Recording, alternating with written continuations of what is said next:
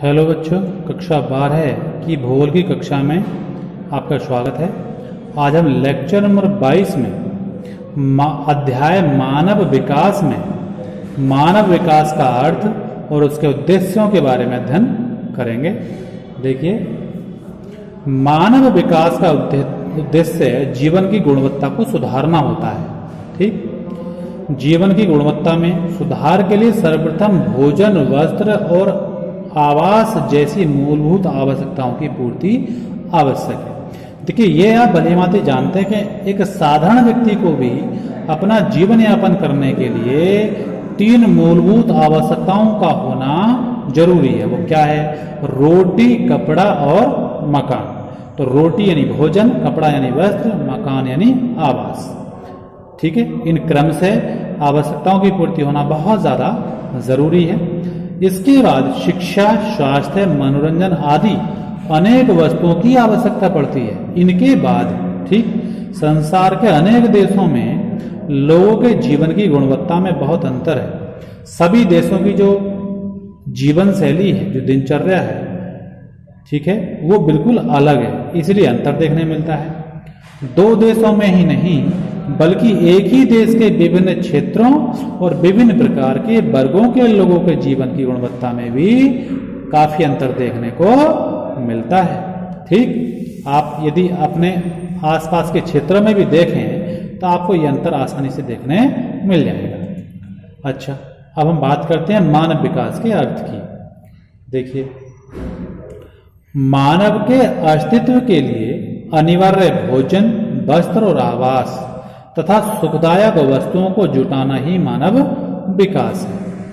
देखिए, मानव विकास का जो अर्थ है, यानी सबसे पहले क्या चाहिए उसको? भोजन, उसके बाद वस्त्र, उसके बाद आवास।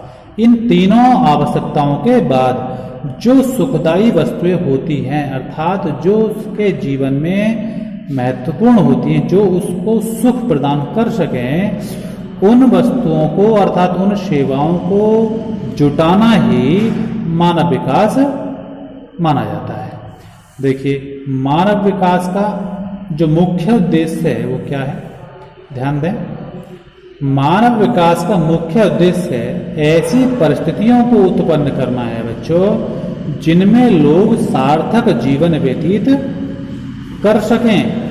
ठीक, सार्थक जीवन का तात्पर्य आय तथा संपत्ति के विस्तार व लंबा जीवन जीने से नहीं है, वरन जीवन का कोई उद्देश्य तथा उपयोगिता भी होनी चाहिए।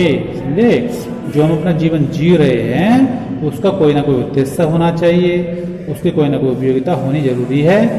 इसका अर्थ ये है कि लोग स्वस्थ हों तथा अपनी बुद्धि और विवेक का विकास करते हुए परिश्रम के बल पर समाज में प्रतिभागिता करें और अपने उद्देश्य की पूर्ति करने में वह लोग स्वतंत्र हों।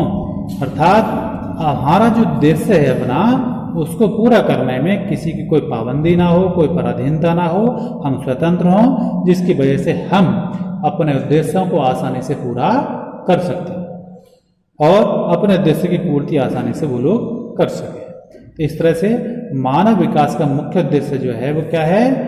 अपने अस्तित्व के लिए अनिवार्य जो सुखदायी वस्तुएं होती हैं, जो अपनी मूलभूत आवश्यकताएं होती हैं, उनको जुटाना ही, उनको प्राप्त करना ही मानव विकास का अर्थ माना जाता है। आज इतना ही बच्चों।